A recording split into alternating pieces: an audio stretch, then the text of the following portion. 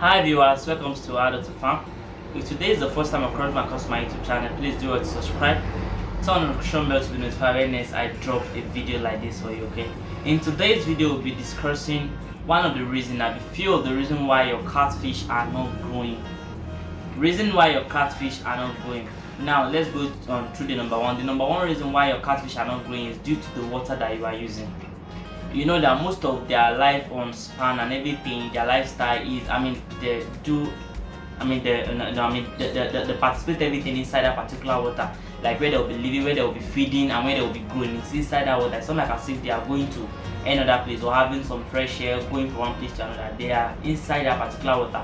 So most of all the activities are being done inside that particular water. So if your water is not good, probably the pH of your water is very high. If the water is is very, very acidic, then it's not going to make your fish grow very, very well. And that is one of the mistakes that a lot of people they are making. Before you start a fish farming, the number one thing that you must cross-check or put into consideration is the water. Number one, the availability of the water, where you are getting the water from, how the water looks like. Is the water clean?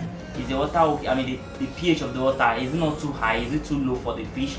Those are the things that you need to consider if you actually want your fish to grow very, very well. Consider that, then I think that it's going to reduce the rate of stunted growth in your catfish farming.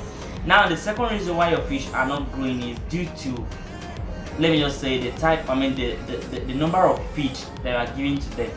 Now a lot of people do ask me that how many times can I feed my fingerlings or juvenile at that particular smaller size. I always advise you guys, you can feed your catfish 2 times in a day, especially when they were fingerlings or juvenile. The reason is not all catfish we feed at that particular time that you are feeding everything. Probably if you are feeding them in the morning, not all of them will come out to feed. Okay, so probably when you now go back to go and feed them in the evening, you are going to see that a lot of them will rush the feed. Probably at that time they might be hungry, so they will need to eat a lot of feed. So the rest of the fish will now come out and they will all eat in the evening. So that was the reason why I will advise you guys to feed your fish twice in a day. You feed them in the morning and the second one should be in the evening. Another thing, you should know the right size of feed to feed your catfish. Know the right side of feed to feed them at at any particular stage that they are. At fingerling stage, you must know the right type of feed, like starting from 0.8 to 1 mm for 1 mm, 2 mm for 2 mm, 3 mm. You should know when to give them that particular sizes of feed, so that you not go and overfeed them or give them the feed that they can't swallow at a particular stage. Because if you don't put that into consideration, your fish are still not going to grow. Then the number third reason is management. Management matters a lot. If you are going into this particular niche of the thing and you didn't have a right set of people to take care of the fish for you, probably nowhere to feed them, nowhere to clean their water, nowhere to exchange the particular feed that they've been taking for when they're very small to that particular stage.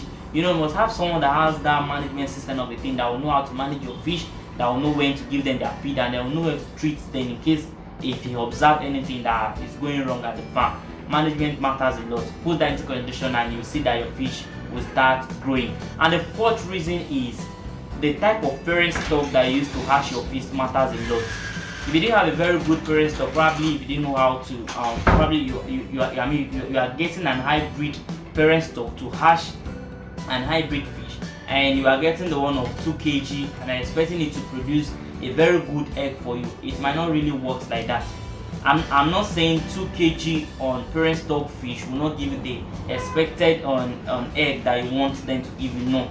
But you must check the kgs of the fish, and you must also check the record from which person you are buying that particular fish from. If they have a very good breeding stock that you are going to buy, you must check the record. There are some fish that they'll be very, very big, and at the end of the day, the egg that they are going to give to you might not be really productive like that. So you must check all those stuff before you think of going into this particular business, and with that you can see that your fish are still going to grow very, very well. Put all those few points into consideration, you'll see that you reduce the rate of stunted growth in your fish, and your fish are still going to grow. So those are the few reasons why your fish hasn't been growing very, very well. But now that you've known the secret to your problem, then the next thing is to pick correction and start on putting all these particular points into consideration and they're going to notice that your fish are still going to grow very well, and they are going to do okay. And if you are into this particular business of a thing and your fish are already stunted, you probably have feed them for like how many months and they're not growing, the best option for you to do now is to sell them off.